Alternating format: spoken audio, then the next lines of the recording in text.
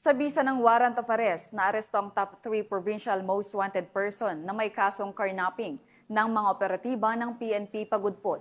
Ang buong detalye ay hatid ni Police Master Sergeant Marvin Jake Romero.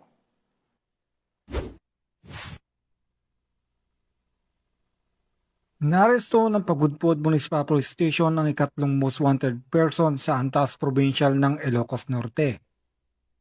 Kinilala ang suspect na si alias Elmar, 50 taong gulang, residente ng Lawag City at Tubong, Pagudpod. Nahuli siya sa Barangay Poblacion 2 batay sa warrant of arrest para sa kasong paglabag sa Anti-Carnapping Act of 2016 na may rekomendang piyansa na 300,000 pesos.